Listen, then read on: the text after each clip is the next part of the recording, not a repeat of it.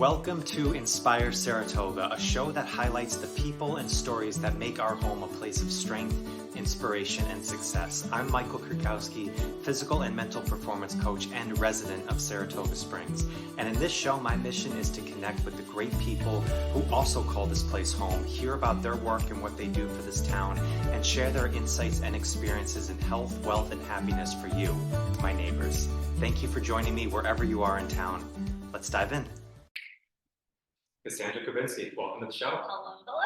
Thanks for having me. I'm really grateful that you're doing this. I really appreciate it. This is awesome. We are in one of my favorite places, Saratoga Springs, and we're new Saratoga friends. So It is. Close to be here. It's funny too. I've walked past this place about 1,000 times. First time I came in, checked it out. This is such a beautiful spot. I'm very passionate about this place and the people that run it. I've been so fortunate and blessed to perform here, to rehearse here, to bring collaborators into percolate on what we might do together, and then ultimately come up with something to do together and develop that out here. So, and it's not just visual art, even though visual art is a major, kind of public-facing linchpin of what they do, but there is a lot of music happening here too. It is. Saratoga's got that weird feel. There's so much creativity around that often maybe doesn't go noticed. I remember when I lived in Boston, it was like that. It was the first spot I lived in that I was like, there are so many creative people around here. People just are so talented. And it was like on every different corner. I feel like Saratoga's got a lot of maybe in a smaller kind of niche than Boston, which is such a huge city, but there's still kind of that similar feel.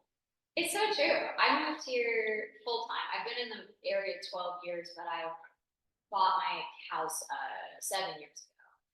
And since that time, I've been blown away by exactly what you're talking about. The amount of creativity and the amount of very evolved high level creativity. Not to say that all creativity is not celebration worthy and valid, but folks that are making highly competitive, potentially very commercially marketable art, as well as really wild, fascinating, interesting, exploratory art. Yeah. Yeah. So I'd just like to ask you about Saratoga first. And Yeah. it's so you grew up in Enfield, Connecticut. Went to school for theater in Florida State. Yep. And then what brought you to Saratoga? How'd you find your way here? Well, my husband. So he was not my husband at the time. He was just a friend. But he was living here, and we were friends, like I said. And when we started dating, we were doing kind of long distance dance. So I was down in New York City and he was up here. And the first weekend I came up here to hang out with him, please, it was over. Saratoga is beautiful and charming, historic and artsy, like you said. I still love it. 12 years later, I'm enamored. And we were out this morning at Walton Whitman, which is my favorite cafes in town, and I was just gushing again about how much I love this town, just looking up at the sky and just looking around the old buildings down there in that gut area that they call that area of the town in the valley. What was it about the town? Was there anything specific that you kind of felt, or was it more just kind of the overall whole vibe of it? I think it's the overall vibe. I think Congress Park is hard to resist, because it's so adorable, and then ducks, hello. I think it was the restaurants that he took me to, which at the time were Sperry's and the Living Room, both of which are no more, but used to be next to Hamlet. And just how it was the ease of the town. I felt like coming from New York City, first of all, as you know, a big city does a number on your nervous system, and you're not always aware of it. You're in it, you're living in that space. And in fact, I think, I still really am present to the benefits of living in a big city and how motivating and inspiring it can be to be in that hustle and flow. But when I arrived in town, I think I tapped back into that spirit of connection to earth and community, but in balance, so it wasn't running away to some remote location in the mountains or running off to the seaside and completely unplugging. It was kind of a happy medium. And I thought, wow, I didn't really know this existed.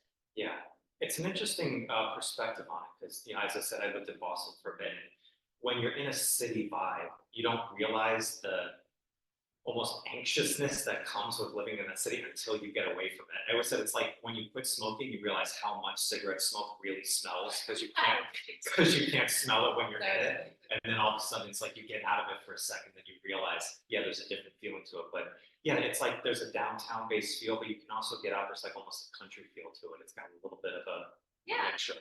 And it depends what you want to tap into. I think like that's what I love. And again, even no matter what you choose, I have found it is just so much easier. Everything is just easier.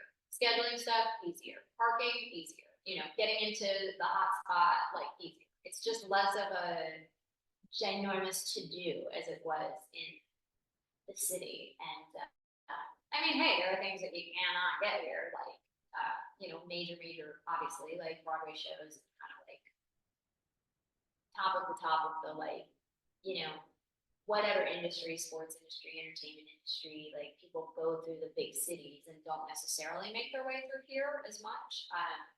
But that said, I've also been wildly impressed by how many high level folks do come through here. And, yeah, whether that's to perform or to speak or, yeah, I just wasn't really aware of that until I started engaging more. Yeah. So I want to get into your music.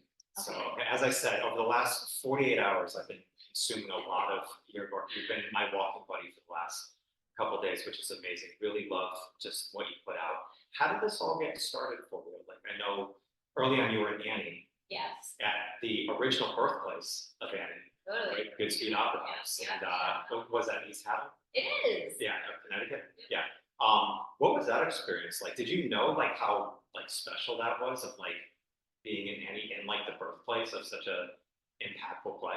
I mean, you did as much as a 12-year-old can. Sure. You know, so it was like I was a pretty precocious kid, so I did logically get, you know, like it landed for me that it was like, oh, this is kind of a big deal and it's sort of historically significant and the 20th anniversary in the place that the show was born. So like I definitely got all of that. And it was a phenomenal experience that to this day lives magically in my heart, not just because it truly was joy, but because I don't think I'd have a career in this industry if it wasn't for that.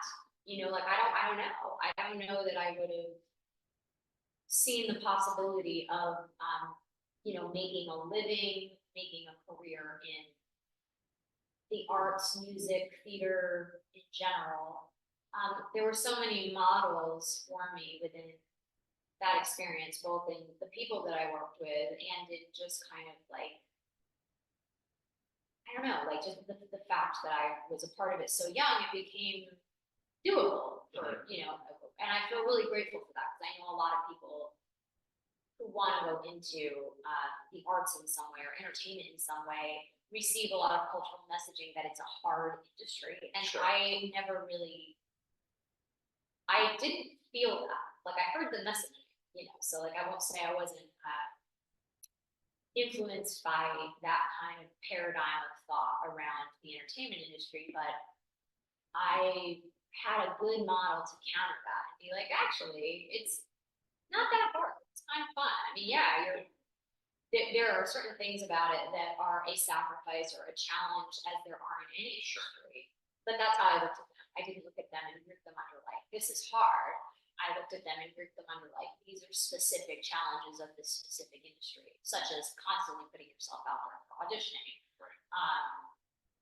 You know, or being a gig worker, you know, kind of being somebody who's going to go from one thing to the next thing, perhaps not have a position that's you're going to be in it and you're like, okay, this is what I do for the next however many years. Yeah. So. Where did that model come from? Like, was that internal? Like, you always knew, like, this is what I wanted to do? Or was it a model more like you had support from family, kind of external influences? Like, how did that come about? Well, I mean, shout out to my parents who supported doing this at all. And who also never, again, they never messaged that it was hard. You know, I mean, sure, there was some discussion of like fallback plans, which I always kind of like, what? Like, sure, yeah. Okay. It's just kind of a parent's duty almost. Well, right. You know, but internally, I was just sort of like, I think I'm didn't need that. But at the same time, again, I was a very precocious entrepreneurial kid. So I think I also felt like, well, I'll always figure out something to do if I'm not succeeding or making a living with, acting per se, then maybe I can teach, or maybe I can, write songs for hire for people or whatever. Like I had these ideas that it was, and I really believe that that's possible. So yeah, I think just being in the game from such an early age created a foundation of possibility that has stayed with me to this day. So you started acting really young, like singing and doing music. Like, was music always something that stood out a little bit more to you, of like this just hit your soul on fire a little bit more than acting, or was it kind of a combination of both? It's a great question. I definitely think that the music is the passion. So all the shows I think were musical theater shows. So it's like generally everything that I've done, including not all the movies and TV shows, but a lot of them, a lot of the voiceovers, to be honest, that I've done over the years have involved some kind of musical component. And yeah, it was the singing for sure, the singing, the dancing, the piano playing. When I was doing theater, I was not playing piano. I really didn't get into adding like playing piano in my own work until I started writing songs in college, and it was like, now I'm doing this. Someone needs to be the next Billy Joel. It is me. Here we go. So yeah, I think it was always music was the thing that raised its hand. It's like, you want this, you want to do this. Yeah. Who were the early influences to your music? Well, definitely the people that my parents exposed me to. So Billy Joel, Carole King, Joni Mitchell, Jackson Brown, Bette Midler, jazz, lots of jazz. And then musical theater, I think, because I got into it so young. So just dozens and dozens of shows, particularly Sondheim, big fan of this stuff. But everything from How to Succeed to Chicago to, at the time, I didn't really appreciate the Rodgers and Hammerstein stuff at the time. Now I can kind of get on board with it more. But especially anything that had kind of a comedic or like a snarky edge. Like I felt like I always sort of gravitated to how one musicalizes that. Okay. And then the big passion power ballads like Celine Dion, who you mentioned earlier. So Celine, we did not have MTV growing up, so like I didn't get really highly exposed to all of that. But my best friend Michelle did, so I got a little taste of Amy Grant and Lisa Loeb and all those types of people. Okay, yeah. But Oh, the Lisa Loeb music video, like that just flashed right back in my head. Right? Like the Stay music Oh video. yeah. Yeah. But she's in like the apartment, like wandering around. Well, forget that, like MTV was like, it was 4 or 5 hours every morning, just music videos. And you were waiting for it so you could like hit record so you can record the song. See, I didn't have that. No air conditioning, no MTV. So Deprived childhood. I know, right? Jeez. Yeah, I mean, but when I started writing songs in college, then it was all at that time, there was a crop of singer-songwriters that included Vanessa Carlton, Gavin DeGraw, John Mayer, Nora Jones, Alicia Keys. Like all these people were breaking through, and they were in very stark contrast to the Britney Spears and NSYNCs and Christina Aguilera's that had preceded them in pop. And I saw myself somewhere in between. I was like, oh, this is it. These people that sing, that play, write, sing, they do it all. They're writing their own stuff. There's this like very, very heartfelt, vulnerable, confessional feel, but there's still a lot of pop song formatting and really strong hooks and like choruses that just get stuck in your head. And it just felt like home. Like I was like, oh, I'm writing that. What made you start wanting to write songs in college? Was it just kind of like the next step of the process, or just kind of screwing around with stuff, or no idea really? I mean, I went to Florida State. I arrived days before 9/11, and I just remember sitting on the floor of my dorm room when my roommate was out, and having this vision of a stage with all of the fog and the lights cutting through the fog, and me on this grand piano playing and singing. And even at that time, I knew that I was receiving this as guidance, but I was also like, WTF, like, okay, cool. But I really didn't question it. I just kind of was like, okay, well, great, that's what we're doing now, is, I'm gonna write my own songs. And again, I felt like I had the modeling from John and Nora and Alicia. I mean, it really felt like, I don't know, like they were my friends at the time, but I was like, yeah, we're all doing this together.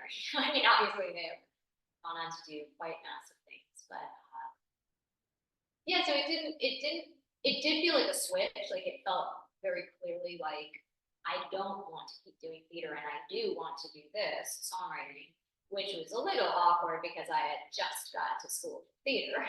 Right. But it all worked out because I was doing a Bachelor of Arts theater instead of a BFA, so I had to work far less demands and requirements, and I actually finished that whole degree in 2 years. Yeah. So. Do you remember the first time that you played your own song that you wrote for people?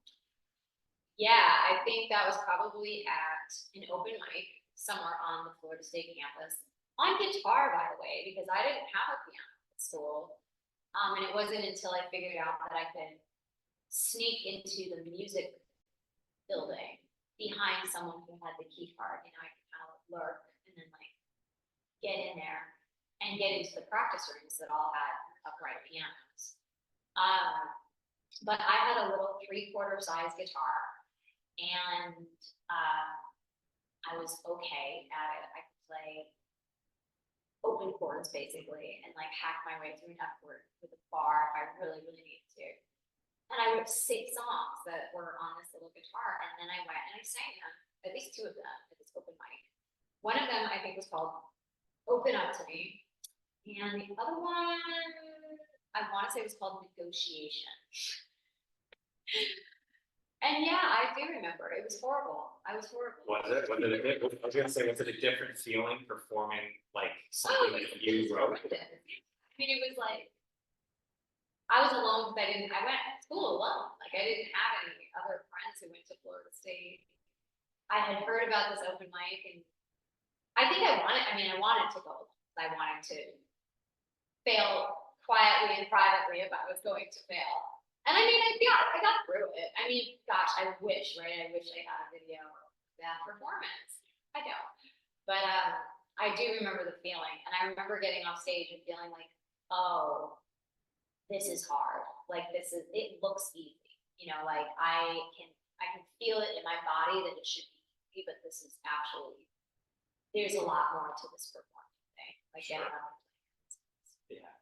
So when was it when, the music business or the entertainment business, I think, is so different than the normal path of what a lot of people do in their careers. You graduate or you go get a job and kind of you build yourself up. What was the time like when you realized okay, I can actually do this for my career, I want to pursue this? Do you remember? Was there a specific time? Well, I mean, honestly, it was at that time. And again, because I had the modeling of being an actress professionally, the context was already set that I could do it. I was like, yeah, people are professional artists. That's a thing. So why wouldn't I do that? Yeah, why wouldn't I do that? And I think I also recognized that the majority of the artists were, what we might call working artists. They're not famous, massive superstar people.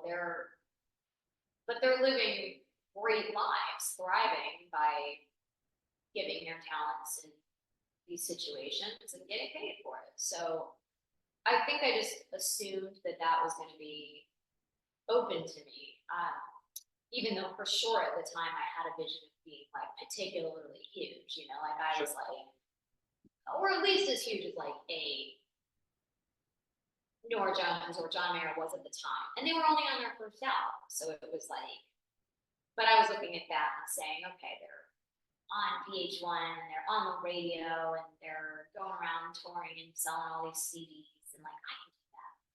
So yeah, I think I just felt the other thing was that I was educating myself. So in that music building, they had a library, and I went and just devoured music business books, because I was like, oh, well, if I'm going to make this a business, then I need to learn the business as much as I know the music. Right. Again, probably all just absorbed from being a professional kid actress. It was like, I had no delusions that it was like, you just go and are talented and, Sure. you know, sing your big voice and wave your jazz hands and everybody hires you and gives you money. I think I was like, yeah, I'm going to make sure I'm aware of how to structure my business and pitch myself. I don't know, you know, do taxes and insurance. Like, Yeah. that was all actually on my mind. I think it's such an important part to bring up that you did that, because I think so many people they go into things, just the passion part is important, right? You need to have an excitement and an energy to do it. But oftentimes I think that you're just going to go out, you're just going to do it, and things are just going to magically kind of fall into place for you. You know, like someone's just going to just keep doing it and just discover it. No, learn like the whole back end of how to actually do this. Like learn as much as you can on your craft, not just on like the talent side, but how does this business actually run? Like what's the back end of it? Yeah. That's kind of an important part of it. I think so. I mean, in retrospect, I kind of wish I had been more interested in continuing, like always being in the flow of the music and less concerned about like dotting every I and crossing every T on the business side. I think I've settled over decades into a better flow with that energetically for myself, so that but there's still times where I'm like, wow, like, why am I not feeling really connected? And it's like, oh, because your brain is in partnerships and pitching instead of like, just get to your piano. Come over here to Saratoga Arts, get on that grand piano, just play. Just play. Just mess around. Yeah. Who cares if you get anything done, you know, like in our productivity obsessed society. I'm just finished Rick Rubin's book, The Creative Act, when he talks about that. It's like, you know, production comes from unproductive times. Mm-hmm. The creative act. Just go out and play. You know? It really does. And it's a funny paradox because it's so replicable, and yet we still try to fight against it all the time. Yeah. Be like, oh, like I've got this list and here are these goals. And so like everything I do today has to like fit into like accomplishing the goal. But it is, if I look back and say, what are some of the most successful creative projects commercially? You know, like which creative project drove the most commercial success? Pretty much the majority of them were very, very rooted in, like, I wrote this song because I really felt it, you know, like it rose up from me and wanted to be written through me. And there was no part of writing it that felt like I need to know what I'm going to do with this, or I need to know where I'm going to sell this. And then it sold somewhere at some point, but you know, like I wasn't making it for that purpose. Yeah.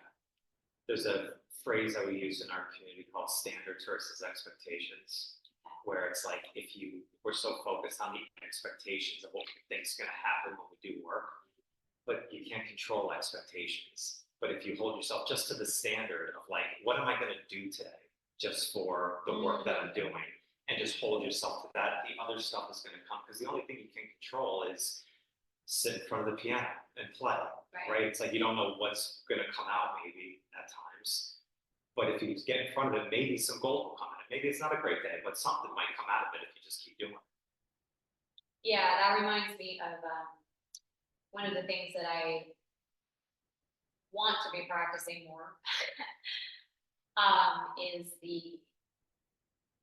you can only really like stay in your circle of what you can control. You know, there's like your circle of influence, as they call it, like, and also in your zone of genius. So it's like, what do I really do that's within my zone of genius versus it's kind of not in the dead bullseye of my zone of genius. Maybe I'm kind of good at it. Maybe I kind of like it. Maybe I kind of know it's important, but I can get really tempted to live in that circle instead of being like, nope, get back into the zone of genius. In the zone of genius, like, what am I really, really, really amazing at? I'm really amazing at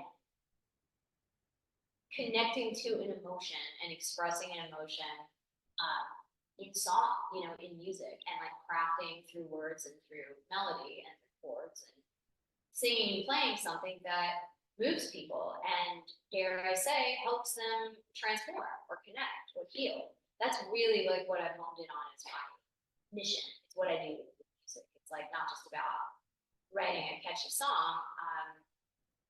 The intention is to connect and to elevate and to heal. So how does your process with kind of creating work? Like, do you start with like an idea, or is it kind of start with the music, or kind of how does that process kind of work for you? I'm sure it's evolved over It's time. so different every time. Is it? Yeah, I mean, like if we went to the piano that's behind us now, and you were like, write a song, I'd write you a song. I have no idea what it would be about. It'd probably be about the stack of chairs Sure. or like whatever's right in front of me. And to be honest, that process works better for me when there is some kind of a parameter. But in my earlier days, and sometimes still now, there's just some experience or emotion that wants to be processed, and I have to be willing to show up to process it through music.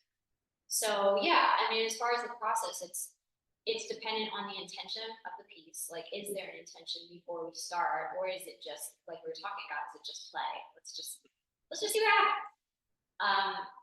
People ask often what comes first, the music or Sure. the lyrics. Who knows? It could be either. I've sat out at Congress Park numerous times and had ideas float in that contain both. But it was like, oh, there it all is together. Like melody and lyrics. Huh, okay, cool. So like now that's the beginning of something. See where that goes. And then I've noodled at a piano or at a drum or with a guitar player and said, ooh, what's that? What's that phrase? What's that figure? Let's take that. That's interesting. I can build from that. So for me, it doesn't take much. Like I very much encourage creators to like not belabor the process. I mean, we can all make such a big deal out of everything. And it's kind of like, you don't need much, but you do need to trust yourself to develop whatever moves you, even if it's, 3 blind mice, and you're like, I don't know, I'm feeling that today. Right. What are you gonna do with 3 blind mice? Yeah. You can go do something cool with that. Yeah. If that's what's kind of like getting you stoked up to create today.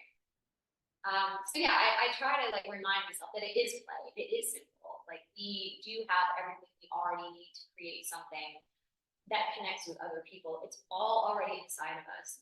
We are doing this for fun. Right. Do you find that with like younger musicians or like entrepreneurs? Because I know you coach people as well. You kind of work with that. Do you see that where a lot of people take it so seriously, like they feel like they have to have like a very set process in order to be productive? Yeah, of course. And I was there. I mean, as much as I'm here now, I did my, 10,000 hours Sure. plus, on, and sometimes still do. I mean, look, I'm not more than a human, so like there are times where, I will be like, it needs to, we need to be communicating something here, and I don't feel like we've gotten it yet. Or I get very, very precious about like the words or the, something in my song, and I get very upset when a producer wants to change it. But yeah, I mean, with the younger folks that I coach, or really anybody, because it's not age dependent, if I do notice that they're getting hung up on a structural or logistical particularity, I try to guide them back to the most important thing is, do you personally feel something authentic here? Because if you don't, we probably won't as your audience. So like, it's more important that you really feel this, whatever this is, this melody, this story that you're telling, this beat that you're building, or this visual piece of art thing that you're creating. Do you feel it? Because like, if you don't feel it, I'm probably not gonna feel it. Right. Yeah. It's funny. I've been fascinated with this idea of like the person versus the persona. Mhm. I remember Aubrey Marcus said that. It's like Mhm. what type of attention you get to a person or a persona. And a person can receive love, but a persona can only receive praise. Interesting. Yeah. And how so often we can go into things thinking we're doing this because we think other people are gonna like it. It's not necessarily what feels authentic is, it's one of those weird words, in there, but it's like if it doesn't really feel true to you, but you think other people are gonna like it, it's a very easy path to go down because you might get attention for it. But eventually that's gonna catch up to you. And then Yeah, I mean, it will. I mean, just to play devil's advocate, Sure. even myself for a second, like I agree with you. However, another of the sort of tenets that I always, or the mantras or kind of catchphrase things, is I'm always like, we have to create as we are today. We have to release work as we are today because we are always going to be better tomorrow. If you're really in it, you're going to be better tomorrow. You're going to learn something. You're going to up level. You're going to sleep on it, and it's going to percolate, and something's going to click tomorrow. And you're going to be like, that vocal I sang yesterday sucks, and I need to sing it again today. And my record is already coming out. And that has to be okay. Like, we have to love ourselves enough and value our contributions enough, the process enough to be like, I am willing to be seen and heard as I am today. Easier said than done, I admit, sometimes. But yeah. Well, I'm sure it's a little bit of a scary thing when it's like a final thing and you release it out to the world, right? It's like you're working on something and you've finagled it and finessed it and stuff, and it's almost like it's probably very easy to stay in that, like, I'm going to keep touching this up over and over again, because if you release it out, then it's out there. Yeah, well, and let's be honest, like, not even as artists or as creatives or entrepreneurs, but just as human beings, we all want to feel love, and we want to be loved for what we offer. Like, we want our offerings to be met with love, and we know, because we have lived on the planet, that sometimes you make an offering and it is met with not love, Right. So somewhere in our conscious, unconscious, subconscious, all the consciouses, we know that we may face rejection in making our offering.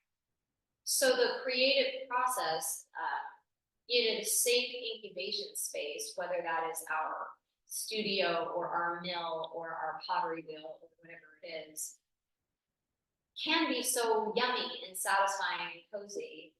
And then, you make a thing, and now you're going to put it out, and you're going to face whatever people have to say about it. So like, I get it. I understand why often creators they belabor and kind of stretch out that creative process, doing what you're talking about.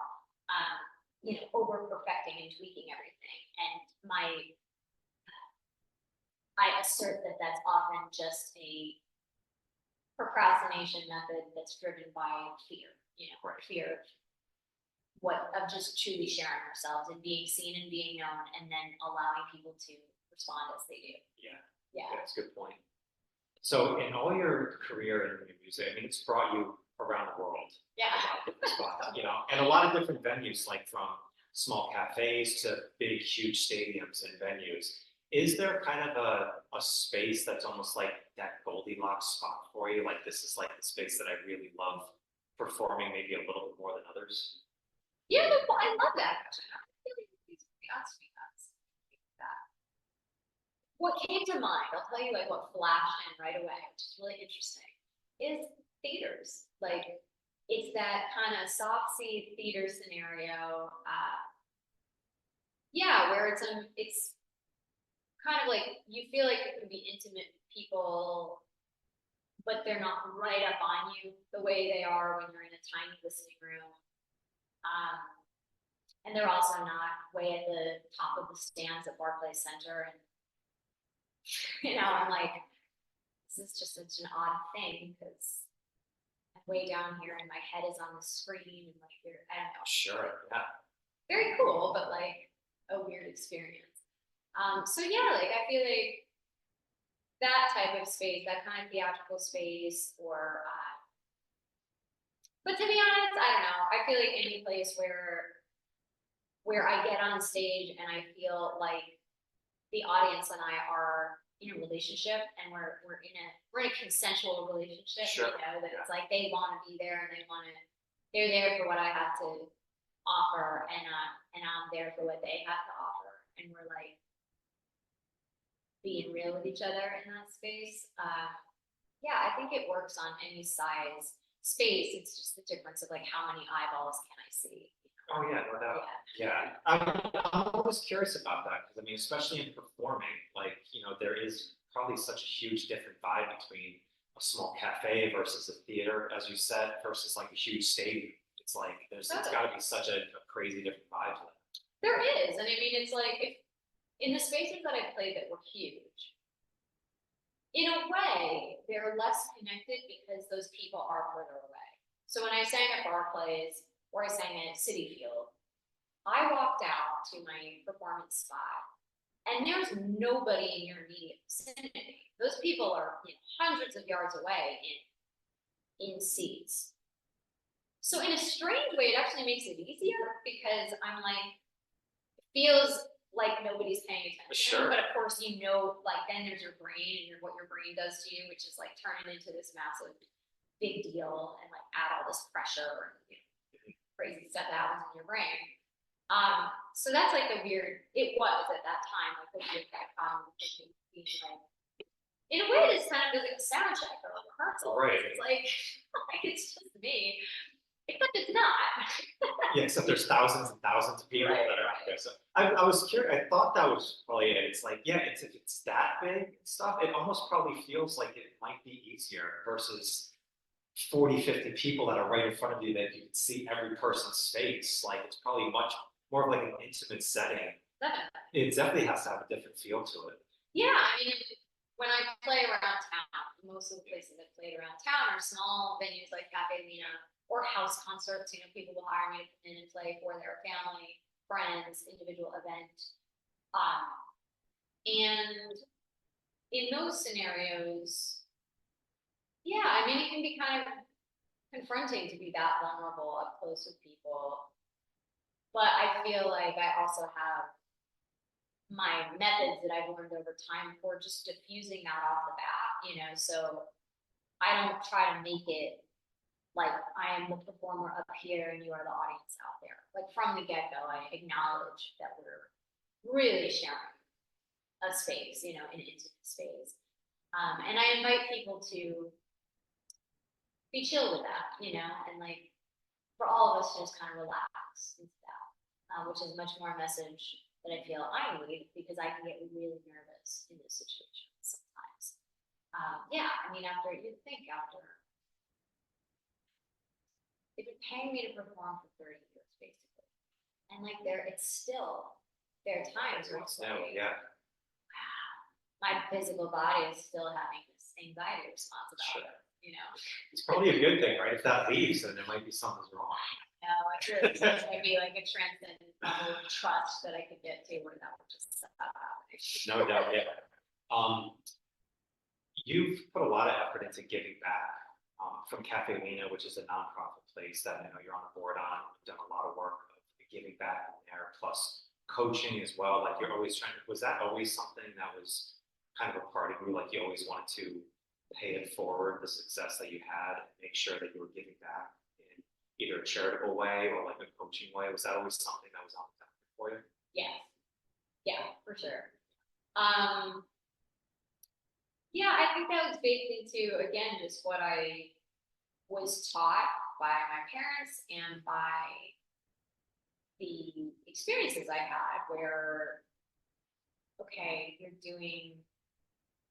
like doing this show, but then there's going to be, people would ask you to sing at a benefit for the animals or for, an orphanage or whatever. And so you really saw how it tied together.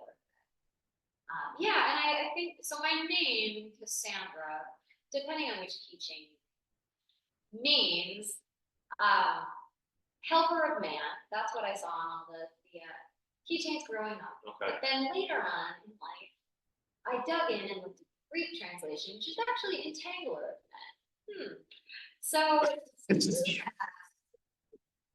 What movie am I in to take what description? Yeah. Right, but honestly, like, so I think like I spent a long time like with this sort of identity of like helper of man is a part of my identity. And of course then I realized it was actually like the prophetess who told the future and no one believed her. And I was like, well, that's dark, that's that's not as good.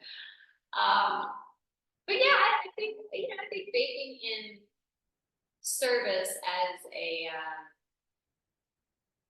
standard of your business operating model, it's just good on all levels. And like, to be honest, like it feels really good. It's good to do.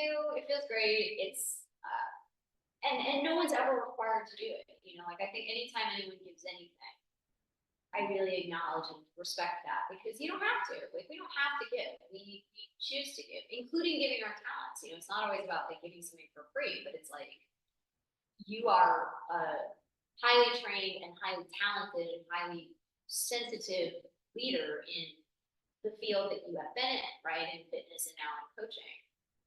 And like you show up to like do that for people. And you learned and educated and elevated yourself in order to make that difference for people. Even if you get paid, that's still giving. Like that, it's still generous to show up and do it. Yeah. Yeah. Well, and I think, it's easy to say it's very admirable and stuff. I mean, it is all those things, but I think that part of it, of keeping yourself in a kind of a principle of play and like that, keeping that passion alive, doing things like that, of just giving back. Like, I think that's one of the cheat codes into keeping the passion for what you do alive, but just giving back without really much reward of it, just kind of give your time, donating your time, out doing that. I think it's just such a powerful thing in anything. I think in a creative venture or coaching or business, whatever it is, like if you do some sort of charity, like as you said, it just feels good. If you feel good, you're going to perform good. Yeah, completely. So, all right, I've got some rapid fire-ish type questions for you to kind of close out. This has been awesome. It's really been awesome. So, thank you. Me too. It's a great conversation. All right, so go-to album you've listened to the most. Ooh. Asking the musician. I know. Well, it's just like at what time period, right? Like Billy Joel the Stranger, or John Mayer for Squares, or Sarah Bareilles, Little Boys, I think, like whatever the first one. I'm going to change it here. Do you have a favorite Billy Joel song? No. Yeah, I think that I do. I mean, I covered This at the Time and Matter of Trust, so I obviously like both of those. Good Lord, that guy. Correct answer is Down East Airlines. He's just good. Oh, okay. Thank you. All right.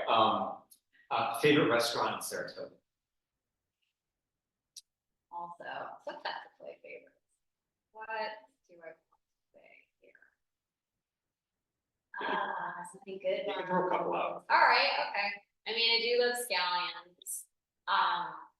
Find myself on the porch at both Max and Mrs. London's a fair amount.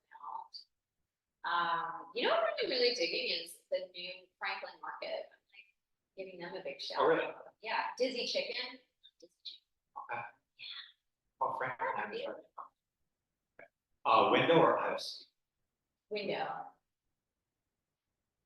Go-to movie that you've watched over and over again. Theater Camp. It is somewhat new. I think it came out last year. Ben Platt made it. Do you know Ben at all? Jared Hansen. Yes.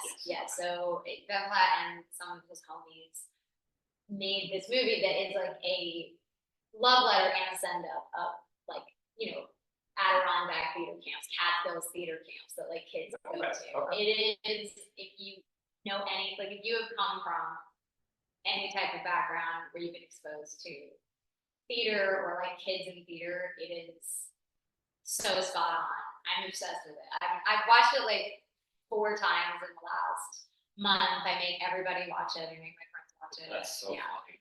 That's great. What an awesome show. All right, famous musician, dead or alive, that you want to ever. Sting, for sure. Okay. Best advice you ever given. I I really should prepare to answer this question because it comes up a lot, and then I never think about it after the interview. It's like, what is some?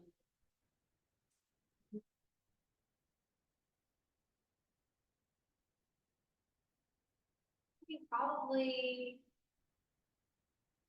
like what we talked about earlier, where, advice that I now give, which is like, if you don't have the spark, like if you're not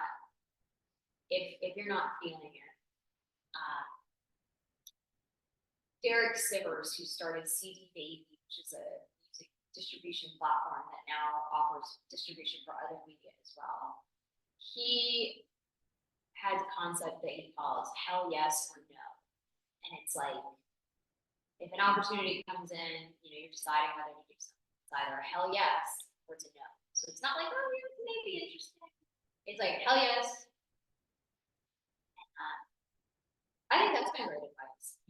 Especially the busier I get and the more offers for things that come my way. That it's like, I just have to listen to my intuition and be like, is there a hell yes rising up immediately? Because if there is, you just say it. You're like, yeah, let's do it. And if it's not, then maybe it's a no. Maybe it starts out as a no, and maybe it over time transforms into a yes. But yeah, like really doing the work to connect with your vulnerability and your authenticity, which is not new advice. I'm sure I learned that from many people in many ways. And another piece of advice that a theater teacher in college gave me, which has come up over and over in different ways, is you are enough. Like, you're trying to show us something that you already are. You don't have to demonstrate your beingness, so like, that's, I think, great advice. It's like, listen, wherever you are, whatever you're up to, and no matter how much you work, again, you're gonna learn, you're gonna grow, you're gonna get better. Right now, you are. I love that. I love there's a phrase of, it's okay being in the process of becoming. Yeah, kind of similar to that. Yeah, I'm sure you've heard this many times, but it's like that thing that we're human beings, not human doings. So. All right, I'll flip that on its head. What's the worst advice you're giving? Oh my gosh, that's like, I have a lot of bad advice. Some bad advice is like, I truly hate hearing you have to go to some pre-professional degree program to be whatever it is that you want to be. I think that is total BS. I do not think you have to go to theater school or music school or whatever school. It might be something that is supportive for you, and it might not. But like, the advice that you have to have it and everybody who's in XYZ position has done that, I think is just absolutely wrong. It's not true. So that's like some. Oh, what else? Another thing that gets said a lot on music industry panels, and I don't think people really mean it when they say it, but it's detrimental to say it at all, is this idea of, these days you really have to do it all. And I'm like, actually, these days doing it all is a way to end up under constant stress, having panic attacks, and feeling like you're not enough, actually. So like, I highly advise against that mentality that you must do it all. You have to be all things to your career. You have to be all things to all people in life. You need to figure all of it out. You're the only one who can do it. Like, and I say that from experience. I have lived the panic attack overwhelmed life when I wasn't aware, like when I was buying that advice. It's hard to resist because it's so baked into our culture. Sure. But yeah, I think it's terrible. Yeah, master of everything's master of nothing, right?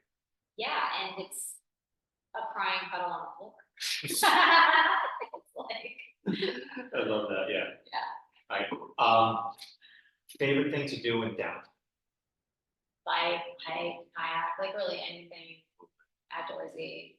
Ice cream tea with honey over it. Well, All right, last one. Who inspires you the most? My husband, Bogdan, is just beyond. He's like, he's a scientist. So I come from like, you know, we call it the arts bucket. He comes from like the science bucket. But our evolution together and our relationship, I know for me, I speak for myself when I say he has taught me so much about getting more interested in incorporating scientific methods and like more scientific lines of questioning and data-driven approaches, and bringing that into my artistic and creative lifestyle. And he's just fun as hell. He's just awesome. So he's a huge inspiration. Both of my sisters, I have two younger sisters, and one is a surgeon outside Boston. One has been in various finance and small startup leadership positions. She's down in Jersey City. Yeah, I mean, they're just completely badass in the ways that they have navigated their professions, that have created their homes, families, and but again, they're just funny. They're like smart, funny, creative people. And like every time I get together with them, like see what they're up to, I'm also reminded, like, I chose to be the artist in our family. Like, I mean, not the artist, but I chose to make that my profession. Either one of them totally could have done it. There are ways that the two of them are creative, and I look at it and I'm like, that's so much more genius and amazing than like anything I would think of. So yeah, shout out to Allie and Jennifer, sisters. That's beautiful. Cassandra, thank you so much. This has been awesome. No doubt. Yeah. So if people want to check out all the work that you're doing, everything's, what's the best place that they can go? Well, first of all, the music, right? Is the music videos. If you want to like see and hear, then hop on over to YouTube to my page there. Lots of music videos, lots of playlists of like songs that I've had on TV shows. And then if you are on Spotify or Apple, Pandora, Amazon, you just go there, follow Cassandra Kubinski. That'll make sure that when I do release new music, you get it. And I'm on all the social medias, and I answer people. So like, if you want to hit me up and shoot me a DM, I would love to hear from you, because I'm actually the person who's on it. Beautiful. Cassandra, thank you so much. So grateful for you taking time today. Thank you so much. Absolutely. Thank you, guys. We'll catch you on the next one. Peace. Thank you for joining me today. I hope you got some great value from this episode and a little more insight into some inspiring work happening right in this town. If you want to know more about our guests' work and check out more of what they are doing, please click on the links in the show notes below. And along with that, check out the direct link to 5-Minute Mindset. This is a 5-minute video that gives you the 2 best practices that you can do every day in 5 minutes that will create a major impact in your mental strength and resilience. If you are on your own mission to become physically and mentally stronger, these practices will be a serious game changer for you. Seriously. Thank you again for joining me today. I'll see you on the next one.